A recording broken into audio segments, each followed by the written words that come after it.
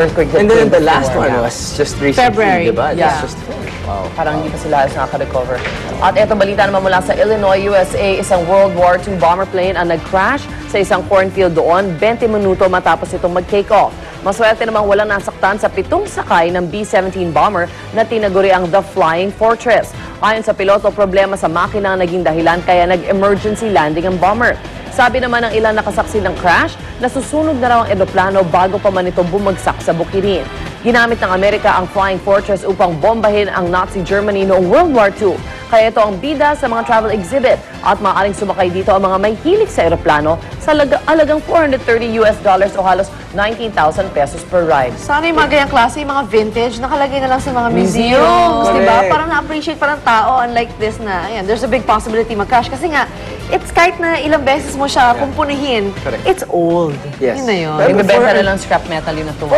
$430 ain't that bad if you want to experience. If you want to experience it. Once in a lifetime, para magpa-bungee jumping ka, you pay like what? I don't know, $300, $400, $500. Ganun din, That's a great experience. Kaya lang sayang super luma na. Pag yung bungee, pwede palitan yung cord. Ito, wala.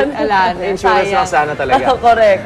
In other news, basketball naman tayo mga kapuso. Walang kasing tamis ang pagkapanalo ng Dallas Mavericks ng kanilang kauna-unahang NBA title kahapon. Matapos nila itong masungkit sa mismong teritoryo ng kalabang Miami Heat.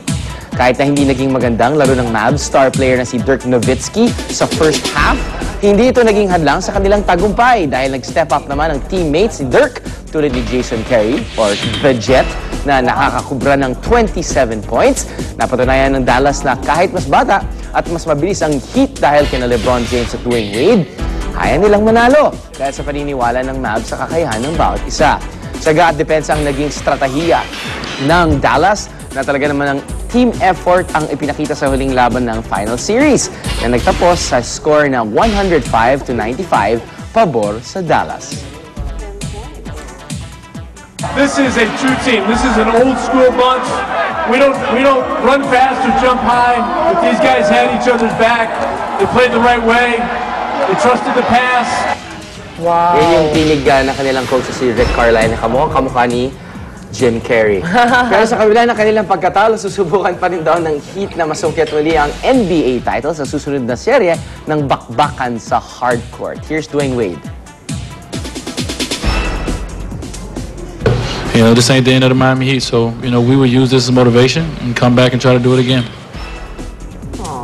Oh, the guy. Hindi kasi para sa mga basketball fans, alam nila na yung Dallas Mavericks, ang daming mga matatanda na dyan eh. Jason Kidd, 17 years na yan, hindi pa nakakakuha ng ring. So, kahit na Miami Heat fan ako, parang happy for them. Ang respect talaga. Ang Miami Heat naman, first year nila nagsama-sama eh. So, they've got so many years. Yeah. Yes, Totoo yan. they've got so many years to go. Congratulations, guys. Congratulations. Wow. Galing. At saka 10 points, hindi pa pitsugin ng bilang ng lamang nila sa Heat. Go old-timers.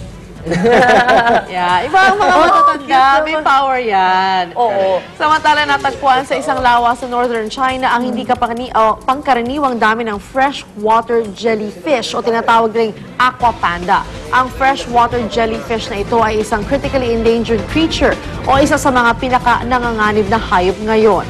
Ito kasing jellyfish na ito, napakatanda na at nabuhay na ilang milyong taon. Bago pa man dumating ang mga dinosaurs sa mundo. Tinatawag din silang living fossil at mahalaga sa pag-aaral ng evolution.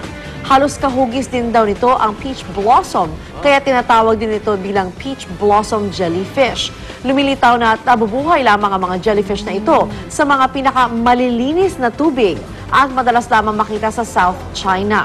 Kaya naman pinaniwalaang ang paglitaw nito sa North China, magandang senyales na gumaganda na ang kapaligiran doon. It's great So, news. dito sa Pilipinas, Wala pa yan. Wala yan. So far, wala pa. Okay lang. In the future. Balita pa rin mula sa China kung saan ibinida na nila ang kanilang pinakabagong high-tech project, ang pinakamahabang high-speed railway sa buong mundo. Ito ang Beijing-Shanghai Railway na kayang magdala ng mga pasahero sa pagitan ng dalawang sentro ng China in less than 5 hours. Wow! Halos 1,400 kilometers ang haba nito o mahigit doble ng layo mula Maynila hanggang Cebu City. Halos 4,000 pesos ang halaga ng isang ticket para sa economy class. At 7,000 pesos naman para sa business class seat. Nakatakdang magsimula ng operasyon ang high-speed train sa susunod na buwan. That's so cool! Tsaka bagong-bago pa, oh. Ganda. So nice. 7,000 pesos. Ganda. One way yata yun. Medyo, at least, that's still fast Wait, rate. pero It's still cheap. 4,000 economy, di ba? Economy 7,000 For business business class. For business class. Ay, okay na yan. Kasi sa Japan, ang Osaka to Tokyo, Tokyo. 7,000 pesos. Regular fare yun. Regular One way fare. lang yun. One way din lang. So, it's pretty good, fare. Wow, So, to nice. 8,000, balikan na yun from Shanghai to Beijing. Tama. Pretty Pwede good. na. Pwede. I-book na yan mga flight na yan. At ito naman, ating Buena Mano Show is Chika. After their much talked about announcement sa Party Pilipinas, nasa Cloud9 pa rin ang newly engaged couple na sina Julina Magdangal at Mark Escueta. Happy sila sa love and support na natatanggap nila mula sa friends and family. Naku, napanood ko yan! Ayon kay Jolens, first time daw na walang tumutol sa kanyang love life.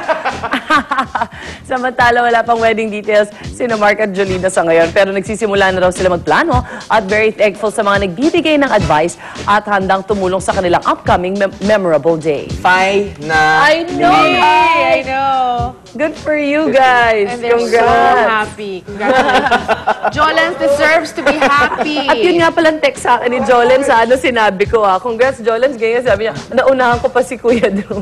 Kuya Drew! Or si Drew. Naunahan ko pa si Drew. Well, wait and see. Okay, hirit na lang.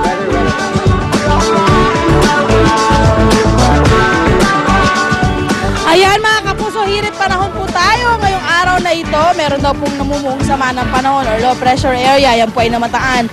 490 kilometers po yan east ng Southern Mindanao. Nakapaloob naman po yan sa Intertropical Convergence Zone mga kapuso. Ito naman po yung hangin mula sa Northern and Southern Hemisphere na nagsasalubog po sa equator.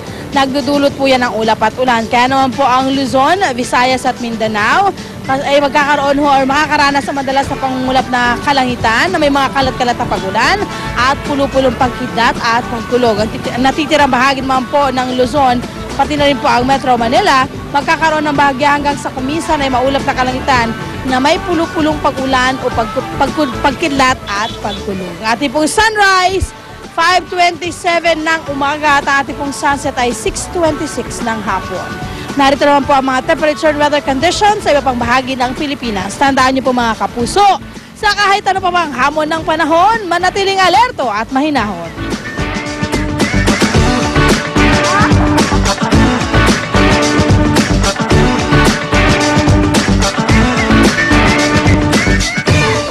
Thank you so much, love. At napaka-importante na masustansya at nakakabusog ang mga pagkain ng ating mga anak. Kaso, kapag nasa school na sila, paano ba natin mababantayan ang kanilang mga kinakain? Yan ang inalam ni Susan Enriquez sa kanyang pagsilip sa isang school canteen. Alright, tingnan nga natin kung ano nga ba ang sineserve nila sa mga students ng Manila Science High School. Good morning, Susan. Dapat last week pa kami nandyan Pero dahil umulan at walang pasok. That's right. Kaya ngayon, nandyan na tayo ngayon. Go, Miss Sue. Yes, good morning guys. Nako, dito po tayo sa Manila Science High School. Nako, tinignan ho natin yung preparations nila ng pagkain dito sa kanilang school canteen. Siyempre, pagka ang ating mga anak ay nasa eskwela na hindi na ho natin alam kung ano yung kanilang kinakain, di ba? So, mamaya alamin ho natin paano ba inihahanda yung mga pagkain dito na siniserve at binibili ng ating mga estudyante. Gayun din, ano ba yung mga ginagamit nila, mga ingredients, ano? Ano ba yung mga siniserve nilang pagkain? Ito ba yung may makukuha ba itong sustansya o baka ito yung junk food? Yan ho yung aalamin natin mamaya sa patuloy nating pagtutok at pag-grade dito sa school canteen ng Manila Science High School. Dahil kung matatandaan po ninyo, mga kapuso, kamakailan, ito lang nakalipas na araw ay may mahigit 100 tao ang na-food poison dyan po sa Bulacan, sa Kalumpit, Bulacan dahil sa kinaing spaghetti. Dahil alam naman natin na spaghetti ay mga kadalasang siniserve sa mga school canteen bilang bahagi ng kanilang mga merienda. Ayan, paano ba makakaiwas doon sa mga food poisoning incident. Yan alamin din natin mamaya mula sa ating mga resource person mula dito sa Manila Science High School. At ngayon, so far, nakikita ko natin kung gaano ang ginagawa nilang paglilinis, pati yung food handling, ayan, yung mga nagpe-prepare ng kanilang pagkain, yung preparations nila bago i-serve sa mga estudyante. Nakikita natin na kahit paano ho, meron tayo magkakaroon ng peace of mind na malinis ang pagkain ng ating mga anak. Kaya tutok lamang ho kayo dahil mamaya papakita ho namin sa inyo kung paano ang tamang pag-serve at anong mga pagkain ang dapat na kainin ng ating mga anak mula sa ating mga pinapasukan nilang mga paaralan, yung kanilang mga school canteen. So mula po rito sa Manila Science High School, back to studio po tayo.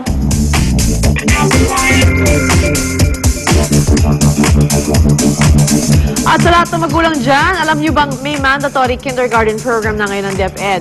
Ibig sabihin, lahat ng bata dapat mag-kinder muna bago makatungtong ng grade 1. Correct. Kaya naman ang mga siksikang paaralan, lalo pang sumikip.